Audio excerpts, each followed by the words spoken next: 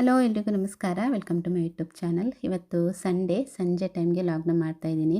ಹಾಗೆ ನಿಮ್ಮಲ್ಲಿ ತುಂಬ ದಿನದಿಂದ ಒಂದು ವಿಷಯನ ಹೇಳಬೇಕು ಅಂತ ಅಂದ್ಕೊಂಡಿದ್ದೆ. ನಾನು ಕಾರ್ ಡ್ರೈವಿಂಗ್ ಕಲ್ತಿದ್ದೀನಿ. ಒಂದು 19 ಡೇಸ್ ಕ್ಲಾಸ್ ತೊಗೊಂಡು ಕಾರ್ ಡ್ರೈವಿಂಗ್ ಕಲ್ತಿದ್ದೀನಿ. ನಾನು ಲಾಸ್ಟು ವೀಡಿಯೋದಲ್ಲಿ ಒಂದು ಸಲ ಹೇಳಿದ್ದೆ, ದಿನ ಪೇಟೆಗೆ ಹೋಗ್ತಾಯಿದ್ದೀನಿ, ಯಾಕೆ ಹೋಗ್ತಾಯಿದ್ದೀನಿ, ಏನಕ್ಕೆ ಹೋಗ್ತಾಯಿದ್ದೀನಿ ಅಂತ ಅಂದ್ಬಿಟ್ಟು ತಿಳಿಸ್ತೀನಿ ನಿಮಗೆ, ನೆಕ್ಸ್ಟ್ ವೀಡಿಯೋದಲ್ಲಿ ತಿಳಿಸ್ತೀನಿ ಅಂತ ಹೇಳಿದ್ದೆ. ನಾನು ಅಂದರೆ ಡೈಲಿ 12 ಗಂಟೆಯಿಂದ 1 ಗಂಟೆ ತನಕ ನಾನು ಕ್ಲಾಸ್ ತೊಗೋತಾ ಇದ್ದೆ. ಇದು ನನ್ನ ಡ್ರೀಮ್ ಅಂತ ಹೇಳ್ಬೋದು. ತುಂಬ ವರ್ಷಗಳ ಒಂದು ಆಸೆ ನಂದು ಕಾರ್ ಡ್ರೈವಿಂಗ್ ಕಲಿಬೇಕು ಅಂತ ಅನ್ನೋದು. ಸೊ ಇವಾಗ ಅದು ಫುಲ್ಫಿಲ್ ಆಗಿದೆ. 19 ಕ್ಲಾಸ್ ತೊಗೊಂಡು ನಾನು ಕಾರ್ ಡ್ರೈವಿಂಗನ್ನು ಕಂಪ್ಲೀಟಾಗಿ ಕಲ್ತಿದ್ದೀನಿ. ಈಗ ನಮ್ಮನೆ ಕಾರನ್ನೇ ಓಡಿಸೋದಕ್ಕೆ ಶುರು ಮಾಡ್ಕೊಂಡಿದ್ದೀನಿ. ಎಲ್ಲಿಯಾದರೂ ಹೊರಗಡೆ ಹೋಗಬೇಕಿದ್ರೆ ಸ್ವಲ್ಪ ಸ್ವಲ್ಪ ನಾನು ಕಾರ್ ಓಡಿಸ್ತೀನಿ. ಪಕ್ಕದಲ್ಲಿ ಹಸ್ಬೆಂಡ್ ಕೂತಿರ್ತಾರೆ. ಏನಾದರೂ ತಪ್ಪಾದರೆ ಅವರು ಹೇಳ್ತಾರೆ, ಇದು ಈ ಥರ ಮಾಡು, ಈ ಥರ ಮಾಡು ಅಂತ ಅಂದ್ಬಿಟ್ಟು. ಸೊ ಸ್ವಲ್ಪ ಕಷ್ಟ ಆಯಿತು, ಕಲಿಯೋದಕ್ಕೆ ಸ್ವಲ್ಪ ಕಷ್ಟ ಆಯಿತು. ನನ್ನ ಎಕ್ಸ್ಪೀರಿಯೆನ್ಸ್ನ ನಾನು ನಿಮ್ಮ ಜೊತೆ ಇನ್ನೊಂದು ಸಲ ಶೇರ್ ಮಾಡ್ತೀನಿ. ಹೇಗಾಯಿತು, ಕಲಿಬಹುದಾ, ಹೆಣ್ಮಕ್ಳಿಗೆ ಕಾರ್ ಕಲಿಬಹುದಾ, ಹೇಗಿರುತ್ತೆ ಅಂತ ಅಂದ್ಬಿಟ್ಟು ಕಂಪ್ಲೀಟಾಗಿ ನನಗೆ ಕಲಿಸೋರು ಯಾವ ಥರ ಇದ್ದರು, ಯಾವ ಥರ ಹೇಳ್ಕೊಟ್ಟಿದ್ದಾರೆ ಅನ್ನೋದನ್ನ ಕಂಪ್ಲೀಟಾಗಿ ಒಂದು ಸಲ ನಾನು ವೀಡಿಯೋ ಮಾಡ್ತೀನಿ ಅದರದ್ದೇ ಸಪ್ರೇಟಾಗಿ. ಇಲ್ಲಿ ನನ್ನ ಹಸ್ಬೆಂಡ್ ನೋಡಿ ಹ್ಯಾಂಡ್ ಬ್ರೇಕನ್ನು ಕೈಯಲ್ಲೇ ಇಟ್ಕೊಂಡಿರ್ತಾರೆ. ಎಲ್ಲಿಯಾದರೂ ಸೈಡಿಗೆ ಒಂದು ವೇಳೆ ಹೋದರೆ ಸಡನ್ನಾಗಿ ಹ್ಯಾಂಡ್ ಬ್ರೇಕ್ ಮೇಲಕ್ಕೆ ಮಾಡೋದಕ್ಕೆ ಅಂತ ಅಂದ್ಬಿಟ್ಟು ಹ್ಯಾಂಡ್ ಬ್ರೇಕ್ ಕೈಯಲ್ಲಿ ಇಟ್ಕೊಂಡಿರ್ತಾರೆ. ಇವಾಗ ಸ್ಟಾರ್ಟಿಂಗ್ ಅಲ್ವಾ, ಸೊ ಹಾಗೆ ಇವತ್ತು ನಾವು ಹೋಗ್ತಾ ಇರುವಂಥದ್ದು ಚಾರ್ಮಾಡಿ ಘಾಟಿಗೆ. ಸುಮ್ಮನೆ ಹೀಗೆ ಒಂದು ಸಲ ಹೋಗಿ ಬರೋಣ ಅಂತ ಅನ್ನಿಸ್ತು. ಸಂಜೆ ಸ್ವಲ್ಪ ಫ್ರೀ ಆಗಿದ್ದರು ಹಸ್ಬೆಂಡ್ ಕೂಡ ಮನೆಯಲ್ಲಿ. ಅಷ್ಟೊತ್ತಿಗಾಗಲೇ ನಾನು ಹೇಳಿದೆ, ಸ್ವಲ್ಪ ಕಾರ್ ಓಡಿಸುವ, ನಾನು ಓಡಿಸ್ತೀನಿ, ನೀವು ಬನ್ನಿ ಅಂತ ಅಂದ್ಬಿಟ್ಟು. ಇಲ್ಲಾಂತ ಹೇಳಿದರೆ ಮರ್ತೋಗುತ್ತೆ. ವಾರಕ್ಕೆ ಒಂದು ಸಲ ಆದರೂ ಮನೆ ಕಾರನ್ನು ಓಡಿಸಲೇಬೇಕಾಗತ್ತೆ. ಇಲ್ಲಾಂತ ಹೇಳಿದರೆ ಮರ್ತೋಗ್ತೀನಿ ನಾನು. ಹಾಗಾಗಿ ಹೋಗೋಣ ಅಂತ ಹೇಳಿದ್ದಕ್ಕೆ ಮಗ ಹೇಳಿದ ಚಾರ್ಮಾಡಿಗೆ ಹೋಗಿ ಬರೋಣ ಅಂತ ಅಂದ್ಬಿಟ್ಟು. ಸೊ ಹಾಗಾಗಿ ಹೋಗ್ತಾ ಇದ್ದೀವಿ.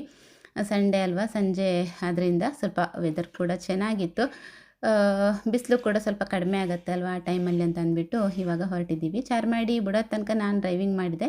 ನಂತರ ನನ್ನ ಮಗ ಮಾಡ್ತಾನೆ. ತುಂಬ ಕರ್ವ್ ಇರುತ್ತೆ, ಆ ಕರ್ವಲ್ಲಿ ನನಗೆ ಗಾಡಿ ಓಡಿಸೋದಕ್ಕಾಗಲ್ಲ. ನನ್ನ ಹಸ್ಬೆಂಡ್ ಕೂಡ ಅಷ್ಟೇ, ಆ ಕರ್ವಲ್ಲೆಲ್ಲ ಗಾಡಿ ಓಡಿಸೋದಂತ ಹೇಳಿದರೆ ಭಯ ಪಡ್ತಾರೆ ತುಂಬ. ಚಾರ್ಮಾಡಿಗೆ ಹೋಗೋದೇ ಕಡಿಮೆ ನಾವು. ಯಾವಾಗಲಾದ್ರೊಮ್ಮೆ ಒಂದು ಸಲ ಈ ಥರ ಹೋಗ್ತೀವಿ. ಅಲ್ಲಿ ನೇಚರ್ ತುಂಬಾ ಚೆನ್ನಾಗಿರುತ್ತೆ, ವ್ಯೂ ಪಾಯಿಂಟ್ ಇರುತ್ತೆ. ಮನಸ್ಸು ಒಂಥರ ಪ್ರಶಾಂತವಾಗುತ್ತೆ ಅಲ್ಲಿಗೆ ಹೋದರೆ. ಆದರೆ ನಾವು ಹತ್ತಿರ ಇದ್ದೆ, ನಮಗೆ ಒಂದು 20-25 ಕಿಲೋಮೀಟ್ರ್ ಇರ್ಬೋದು ಅಂತ ಅಂದ್ಕೋತೀನಿ, ಸರಿಯಾಗಿ ಗೊತ್ತಿಲ್ಲ ನನಗೆ. ಆದರೂ ಕೂಡ ನಾವು ಹೋಗಲ್ಲ.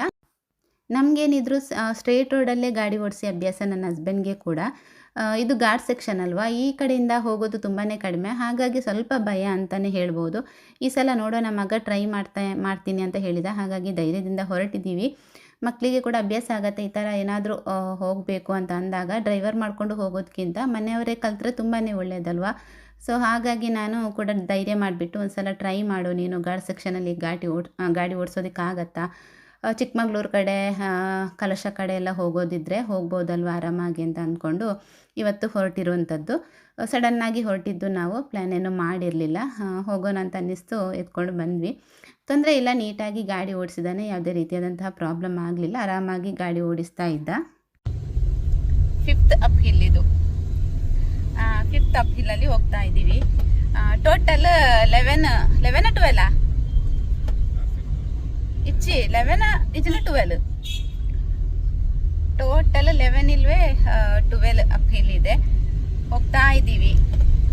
ಹೋಗಬೇಕು ಅಂತ ಅಂದ್ಕೊಂಡಿರಲಿಲ್ಲ, ಸಡನ್ನಾಗಿ ಪ್ಲ್ಯಾನ್ ಮಾಡಿಕೊಂಡು ಸಡನ್ನಾಗಿ ಹೊರಟು ಬಂದಿರುವಂಥದ್ದು. ಇದು ಸ್ಟಾರ್ಟಿಂಗಲ್ಲಿ ಅಷ್ಟೊಂದು ಅಪ್ಪಿರಲ್ಲ, ಹೋಗ್ತಾ ಹೋಗ್ತಾ ಜಾಸ್ತಿ ಅಪ್ಪಿರುತ್ತೆ. ಹಾಗೆ ತುಂಬ ಡೀಪ್ ಆಗಿರುತ್ತೆ ಮಾತ್ರ. ಸ್ಟಾರ್ಟಿಂಗಲ್ಲಿ ಅಷ್ಟೊಂದು ಡೀಪ್ ಇರಲ್ಲ, ಟರ್ನ್ ಎಲ್ಲ ತುಂಬ ಸಿಂಪಲ್ ಆಗಿರುತ್ತೆ. ಹೋಗ್ತಾ ಹೋಗ್ತಾ ಮೇಲಕ್ಕೆ ಹೋಗ್ತಾ ಈ ಅಪ್ ಕೂಡ ಸ್ವಲ್ಪ ಜಾಸ್ತಿ ಇರುತ್ತೆ. ಹಾಗೆ ಕ್ರಾಸ್ ಕೂಡ ಅಷ್ಟೇ ಸ್ವಲ್ಪ ಡೀಪ್ ಆಗಿರುತ್ತೆ. ಚಾರ್ಮಾಡಿ ಸ್ಟಾರ್ಟಿಂಗ್ ತನಕ ನಾನು ಡ್ರೈವಿಂಗ್ ಮಾಡ್ಕೊಂಡು ಬಂದೆ. ನಂತರ ಇವಾಗ ಇಲ್ಲಿ ಭಯ ಆಗುತ್ತೆ ನನಗೆ, ಇಷ್ಟು ದೊಡ್ಡ ಕ್ರಾಸಲ್ಲೆಲ್ಲ. ಮಗ ಡ್ರೈವಿಂಗ್ ಮಾಡ್ತಾ ಇದ್ದಾನೆ. ಇಲ್ಲೆಲ್ಲ ನಮಗೆ ಲೇಡೀಸ್ಗೆ ಡ್ರೈವಿಂಗ್ ಮಾಡೋದಕ್ಕೆ ತುಂಬ ಕಷ್ಟ, ತುಂಬ ಧೈರ್ಯ ಬೇಕು. ಧೈರ್ಯ ಇಲ್ಲ ಅಂತ ಹೇಳಿದ್ರೆ ಸಾಧ್ಯ ಇಲ್ಲ. ಹೆಣ್ಮಕ್ಳಿಗೂ ಅಷ್ಟೇನೆ, ಗಂಡ್ಮಕ್ಳಿಗೂ ಅಷ್ಟೇನೆ. ಧೈರ್ಯ ಇದ್ರೆ ಮಾತ್ರ ಈ ಥರ ರೋಡಲ್ಲೆಲ್ಲ ಡ್ರೈವಿಂಗ್ ಮಾಡೋದಕ್ಕೆ ಸಾಧ್ಯ, ಇಲ್ಲ ಅಂತ ಹೇಳಿದ್ರೆ ತುಂಬ ಕಷ್ಟ. ಸನ್ಸೆಟ್ ಸಿಗಬೇಕು ಅಂತ ಹೊರಟ್ವಿ. ಸ್ವಲ್ಪ ಹೊರಡಬೇಕಿದ್ರೆ ಲೇಟ್ ಆಯಿತು. ಪ್ಲ್ಯಾನ್ ಮಾಡ್ಕೊಂಡಿದ್ರೆ ಒಂದು 4 ಗಂಟೆಗೆ ಹೊರಟ್ರೆ ಕರೆಕ್ಟ್ ಆಗ್ತಿತ್ತು, ರೀಚ್ ಆಗ್ತಾ ಇದ್ವಿ. ಇವತ್ತು ಸನ್ಸೆಟ್ ಸಿಗೋದು ಕಷ್ಟ. 5:15 ಆಗ್ತಾ ಬಂತು ಗಂಟೆ. ನೋಡೋಣ ಸಿಗತ್ತಾ ಅಂತ. ಅದ್ವಿಗೆ ಎಕ್ಸಾಮ್ ಆಗ್ತಾ ಉಂಟು, ಓದೋದಕ್ಕೆ ಅಂತ ನಾನು ಬರಲ್ಲ, ಓದೋದಕ್ಕಿದೆ ಅಂತ ಹೇಳಿದ್ಲು. ಒತ್ತಾಯ ಮಾಡಿ ಕರ್ಕೊಂಡು ಬಂದಿದ್ದೀವಿ, ಹೋಗಿ ಬರೋಣ ಅಂತ. ತುಂಬ ಸಮಯ ಆಯಿತು, ನಾವು ಚಾರ್ಮಾಡಿ ಕಡೆಗೆ ಹೋಗೇ ಇಲ್ಲ. ಲಾಸ್ಟ್ ಟೈಮು ಶೃಂಗೇರಿ, ಹೋದ ವರ್ಷ ಶೃಂಗೇರಿ ಮತ್ತು ಹೊರನಾಡಿಗೆ ಹೋಗಬೇಕಿದ್ರೆ ಅಂದರೆ ಇದೇ ದಾರಿಯಿಂದ ಬಂದಿದ್ದೀವಿ. ಶೃಂಗೇರಿಗೆ ಹೋಗಿಬಿಟ್ಟು ಹೊರನಾಡಿಗೆ ಹೋಗಿ ನಂತರ ಇದೇ ದಾರಿಯಿಂದ ಬಂದಿದ್ದೀವಿ. ಆ ಟೈಮಲ್ಲಿ ಬಂದಿರುವಂಥದ್ದು, ನಂತರ ಹೋಗಲೇ ಇಲ್ಲ. ಇನ್ನು ಮಳೆಗಾಲದಲ್ಲಿ ಮಾತ್ರ ತುಂಬಾ ಚೆನ್ನಾಗಿರುತ್ತೆ. ಸೈಡಲ್ಲೆಲ್ಲ ಈ ವ್ಯೂ ಇರುತ್ತಲ್ವ, ನೋಡೋದಕ್ಕೆ ತುಂಬಾ ಚೆನ್ನಾಗಿರುತ್ತೆ. ಚಿಕ್ಕ ಚಿಕ್ಕ ಫಾಲ್ಸ್ಗಳಿರುತ್ತೆ. ಇವಾಗೆಲ್ಲ ಏನಿರಲ್ಲ, ನೀರೆಲ್ಲ ಏನಿರಲ್ಲ.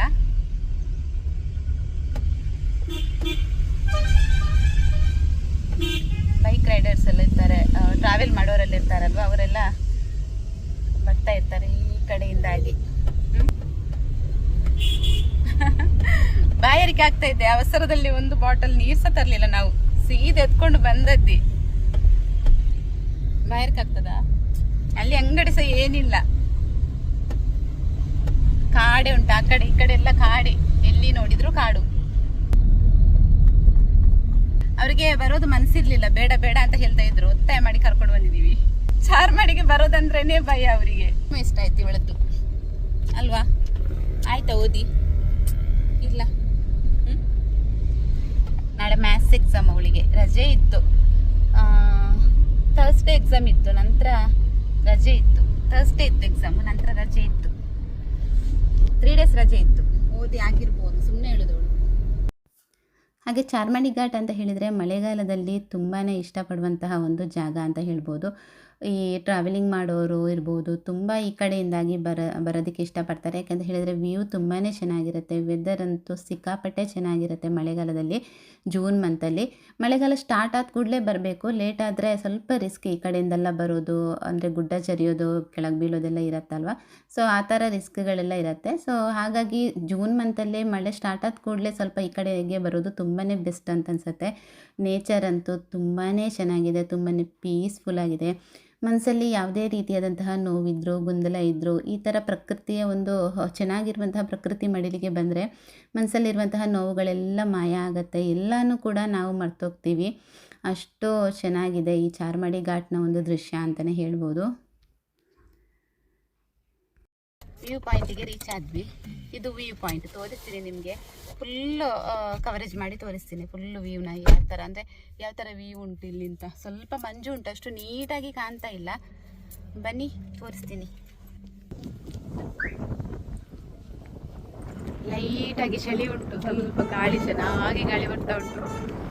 ವ್ಯೂ ನೋಡಿ, ಸ್ವಲ್ಪ ಲೈಟಾಗಿ ಹಾಕಿದ್ದೆ ಮಾತ್ರ, ಲೈಟಾಗಿ, ಜಾಸ್ತಿ ಇಲ್ಲ, ಲೈಟಾಗಿದೆ. ಅಷ್ಟೊಂದು ಗ್ರೀನರಿ ಸ್ವಲ್ಪ ಲೈಟಾಗಿ ಕಾಣಿಸ್ತಾ ಉಂಟು, ಜಾಸ್ತಿ ಗ್ರೀನ್ ಥರ ಕಾಣಿಸ್ತಾ ಇಲ್ಲ ನೋಡಿ. ಈ ಸೈಡಲ್ಲಿ ಚೆನ್ನಾಗಿದೆ ವ್ಯೂ.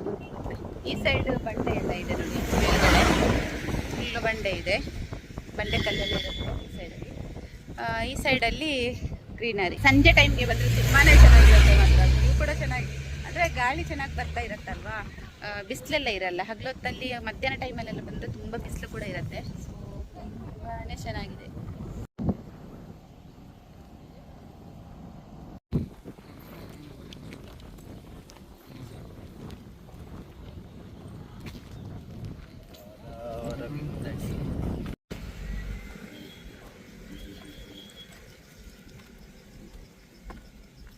ಆರು ಗಂಟೆ ಆಗ್ತಾ ಬಂತು, ಇನ್ನು ಹೋಗೋದು. ಬಾಯಾರಿಕೆ ಆಗ್ತಾ ಉಂಟು, ನೀರು ತರಲಿಲ್ಲಲ್ಲ. ಇಲ್ಲಿ ಒಂದು ಅಂಗಡಿ ಕೂಡ ಇಲ್ಲ. ಚೆನ್ನಾಗಿತ್ತು ಮಾತ್ರ. ಗಾಳಿ ಎಲ್ಲ ತುಂಬ ಚೆನ್ನಾಗಿ ಗಾಳಿ ಬರ್ತಾ ಇತ್ತು. ಸಂಜೆ ಟೈಮ್ ಅಲ್ವಾ, 6 ಗಂಟೆ ಆಯ್ತು. ಇನ್ನು ಮನೆಗೆ ತಲುಪಬೇಕಿದ್ರೆ 7 ಗಂಟೆ ಆಗುತ್ತೆ. ಹತ್ರ 6:45, 1 ಗಂಟೆ ಬೇಕಾಗತ್ತೆ ಅಷ್ಟೇ. ಬರುವಾಗ ಸ್ವಲ್ಪ ಲೇಟ್ ಆಯಿತು, ನಾನು ಡ್ರೈವಿಂಗ್ ಮಾಡಿರೋದ್ರಿಂದ. ಇಲ್ಲಾಂತ ಹೇಳಿದ್ರೆ ಸ್ವಲ್ಪ ಬೇಗ ರೀಚ್ ಆಗ್ಬೋದಿತ್ತು. ಇನ್ನು ಕೂಡ ಹೋಗಿಗೆ ಮನಸ್ಸಿಲ್ಲ, ಇಲ್ಲಿಂದ ಹೋಗೋದೇ ಬೇಡ ಅಂತ ಅನ್ನಿಸ್ತು. ಅಂತಷ್ಟು ಚೆನ್ನಾಗಿದೆ ಗಾಳಿ ಎಲ್ಲ. ನೀವು ಕೂಡ ಅಷ್ಟೇ ನೇಚರ್ನ ನೋಡ್ತಾ ಇದ್ದರೆ ನೋಡ್ತಾನೇ ಇರಬೇಕು ಅಂತ ಅನ್ನಿಸ್ತಾ ಉಂಟು. ಬ್ಯೂಟಿಫುಲ್ ಆದಂತಹ ನೇಚರ್. ಸೊ ಆಯಿತು, ಇನ್ನು ಹೊರಡಬೇಕು. ಇನ್ನು ಜೂನ್ ಮಂತಲ್ಲಿ ಬರಬೇಕು, ಅದು ತುಂಬಾ ಚೆನ್ನಾಗಿರುತ್ತೆ ಜೂನ್ ಮಂತಲ್ಲೆಲ್ಲಾದರೆ. ಇವಾಗ ಆ ಟೈಮಲ್ಲೆಲ್ಲ ಇಲ್ಲೆಲ್ಲ ನೀರು ಬರ್ತಾ ಇರುತ್ತೆ ನೋಡಿ, ಇದರಲ್ಲೆಲ್ಲ ಈ ಕಲ್ಲಿನ ಮೇಲ್ಗಡೆಲ್ಲ ನೀರು ಕೆಳಗಡೆ ಬರ್ತಾ ಇರುತ್ತೆ. ತುಂಬಾ ಚೆನ್ನಾಗಿರುತ್ತೆ ನೋಡೋದಕ್ಕೆ. ಜೂನ್ ತಿಂಗಳಲ್ಲಿ, ಜೂನ್ ಜುಲೈ ತಿಂಗಳಲ್ಲೆಲ್ಲ ಆ ಟೈಮಲ್ಲಿ ಅಂದರೆ ಸ್ಟಾರ್ಟಿಂಗ್ ಮಳೆ ಸ್ಟಾರ್ಟ್ ಆಗುತ್ತಲ್ವ, ಆ ಟೈಮಲ್ಲಿ ಬರ್ಬೋದು. ಮತ್ತು ಸ್ವಲ್ಪ ಲೇಟ್ ಆದರೆ ಸ್ವಲ್ಪ ರಿಸ್ಕ್.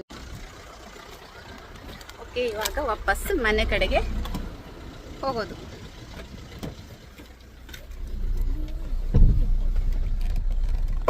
ಯಾವಾಗಲೂ ಅಷ್ಟೇ ಪ್ಲ್ಯಾನ್ ಮಾಡಿಕೊಂಡು, ಅಂದರೆ ಒಂದು ವಾರಕ್ಕಿಂತ ಮೊದಲೆಲ್ಲ ಪ್ಲ್ಯಾನ್ ಮಾಡ್ತೀವಲ್ವ, ಸಂಡೇ ಹೋಗುವ ಅಂತೇಳಿ. ಹೋಗೋದಕ್ಕೇ ಆಗಲ್ಲ, ಇಲ್ಲಿಗೆ ಬರೋದಕ್ಕೇನೆ ಆಗಲ್ಲ. ಸಡನ್ನಾಗಿ ಎತ್ಕೊಂಡು ಹೋಗುವಂಥ ಪ್ಲ್ಯಾನ್ ಮಾಡ್ಕೊಂಡು ಬಂದರೆ ಮಾತ್ರ ಬರೋದಕ್ಕಾಗೋದು. ಅದು ಯಾವಾಗಲೂ ಅಷ್ಟೇ, ನಮಗೆ ಎಲ್ಲಿಗೆ ಹೋಗಬೇಕಿದ್ರೂ ಅಷ್ಟೇ ಸಡನ್ನಾಗಿ ಪ್ಲ್ಯಾನ್ ಮಾಡಿಕೊಂಡು ಎದ್ದು ಬಂದರೆ ಬಂದಾಗ್ತದೆ. ಇಲ್ಲ ಅಂತ ಹೇಳಿದರೆ ಪ್ಲ್ಯಾನ್ ಮಾಡಿಕೊಂಡು ಮನೆಯಲ್ಲೇ ಉಳ್ಕೊಂಡು ಬಿಡ್ತೀವಿ. ಇನ್ನು ಹೋಗಬೇಕಿದ್ರೆ ವೀಡಿಯೋ ಮಾಡ್ಬೋದಿತ್ತು, ಬಟ್ ವೀಡಿಯೋ ಮಾಡೋದಕ್ಕಾಗಲ್ಲ. ಮೊಬೈಲಲ್ಲಿ ಚಾರ್ಜ್ ಖಾಲಿ ಆಗ್ತಾ ಬಂತು. ಚಾರ್ಜ್ ಇರಲಿಲ್ಲ, ಸ್ವಲ್ಪ ಚಾರ್ಜ್ ಇತ್ತು. ಹೊರಡಬೇಕಿದ್ರೆ ಅದಿನ್ನೂ ಖಾಲಿ ಆಗುತ್ತೆ. ಒಂದು ಟೀ ಕುಡಿಬೇಕಿತ್ತು ಇಲ್ಲಿ ಅಲ್ವಾ. ಇನ್ನೊಂದು ಸ್ವಲ್ಪ 1/4 ಗಂಟೆ ಕಳೆದ್ರೆ ಸ್ವಲ್ಪನೂ ಕಾಣೋದಿಲ್ಲ, ಫುಲ್ಲು ಫಾಗ್ ಕವರ್ ಆಗತ್ತಾ ಅಂತ. ಇವಾಗಲೇ ಎಷ್ಟೊತ್ತಿಗಾಗಲೇ ಸ್ವಲ್ಪ ಜಾಸ್ತಿ, ನಾವು ಬರಬೇಕಿದ್ರೆ ಇಷ್ಟೊಂದು ಫಾಗ್ ಇರಲಿಲ್ಲ, ಈಗ ಸ್ವಲ್ಪ ಜಾಸ್ತಿ ಫಾಗ್ ಇದೆ, ಮಾತ್ರ ಕವರ್ ಆಗ್ತಾ ಇದೆ. ಅಷ್ಟೊಂದು ಗ್ರೀನರಿ ಕಾಣಿಸ್ತಾ ಇಲ್ಲ, ಸ್ವಲ್ಪ ಲೈಟಾಗಿ ಗ್ರೀನರಿ ಕಾಣಿಸ್ತಾ ಉಂಟು. ಮಧ್ಯಾಹ್ನ ಟೈಮಲ್ಲಿ ಬರಬೇಕು, ಚೆನ್ನಾಗಿರುತ್ತೆ ಗ್ರೀನರಿ ಮಾತ್ರ, ಹಸಿರಾಗಿರುತ್ತೆ. ಫುಲ್ಲು ನೋಡಬೇಕಿದ್ರೆ ಅಷ್ಟು ತುಂಬಾ ಚೆನ್ನಾಗಿರುತ್ತೆ. ಸಂಜೆ ಟೈಮು, ಬೆಳಿಗ್ಗೆ ಟೈಮಲ್ಲೆಲ್ಲ ಬಂದರೆ ಅಷ್ಟೊಂದು ನೀಟಾಗಿ ಗ್ರೀನರಿ ಕಾಣಿಸಲ್ಲ.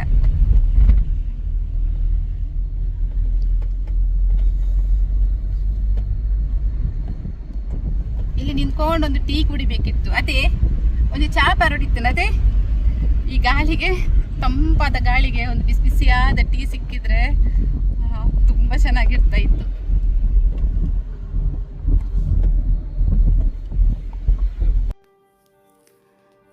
ಹಾಗೆ ಇವಾಗ ವಾಪಸ್ ನಾವು ಮನೆ ಕಡೆಗೆ ಹೋಗ್ತಾ ಇದ್ದೀವಿ. ವಾಪಸ್ ನಾನು ವೀಡಿಯೋ ಮಾಡಿದೆ. ಅಲ್ಲಿಂದ ಬರೋದಕ್ಕೇ ಮನಸ್ಸು ಬರ್ತಾ ಇರಲಿಲ್ಲ, ಅಲ್ಲೇ ಇರೋಣ ಅಂತ ಅನ್ನಿಸ್ತಾ ಇತ್ತು. ಅಂದರೆ ತುಂಬ ಖುಷಿಯಾಗುತ್ತೆ, ತುಂಬ ಬ್ಯೂಟಿಫುಲ್ ಆದಂತಹ ನೇಚರ್, ಕಾಮ್ ಆಗಿರುತ್ತೆ, ಪೀಸ್ಫುಲ್ ಆಗಿರುತ್ತೆ.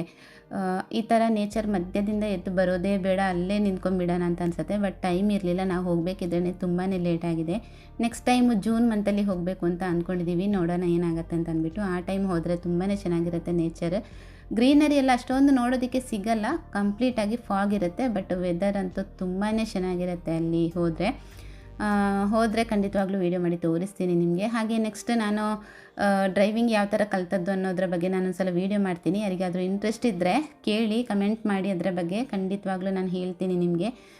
ಯಾರಿಗಾದರೂ ಕಲಿಬೇಕು ಅನ್ನೋಂತಹ ಇಂಟ್ರೆಸ್ಟ್ ಇದ್ದರೆ ಹೆಣ್ಮಕ್ಳಿಗೆ ಹೇಳ್ತೀನಿ ಯಾವ ಥರ ಇರುತ್ತೆ, ಕಲಿಬಹುದಾ, ಅಂದರೆ ಕಷ್ಟ ಆಗುತ್ತಾ, ಏನು ಎತ್ತಾ ಅಂತ ಅಂದ್ಬಿಟ್ಟು ಕಂಪ್ಲೀಟಾಗಿ ನಾನು ವೀಡಿಯೋ ಮಾಡಿ ನಿಮಗೆ ತಿಳಿಸ್ಬೇಕು ಅಂತ ಅಂದ್ಕೊಂಡಿದ್ದೀನಿ. ಯಾರಿಗಾದರೂ ಇಂಟ್ರೆಸ್ಟ್ ಇದ್ದರೆ ಕಮೆಂಟ್ ಮಾಡಿ, ಆದಷ್ಟು ಬೇಗ ನಾನು ವೀಡಿಯೋ ಮಾಡ್ತೀನಿ. ಹಾಗೆ ಇಷ್ಟೇ ಸ್ನೇಹಿತರೆ, ಇವತ್ತಿನ ಒಂದು ಪುಟ್ಟದಾದಂತಹ ವೀಡಿಯೋ. ಈ ವಿಡಿಯೋನ ಇಲ್ಲಿಗೆ ಏನು ಮಾಡ್ತಾ ಇದ್ದೀನಿ. ನಿಮಗೇನಾದರೂ ವೀಡಿಯೋ ಇಷ್ಟ ಆದರೆ ಲೈಕ್, ಶೇರ್, ಕಮೆಂಟ್ ಮಾಡಿ. ಸಿಗ್ತೀನಿ ನೆಕ್ಸ್ಟ್ ವೀಡಿಯೋದಲ್ಲಿ. ಅಲ್ಲಿ ತನಕ ಎಲ್ಲರೂ ಆರೋಗ್ಯವಾಗಿರಿ. ಟೇಕ್ ಕೇರ್, ಬಾಯ್.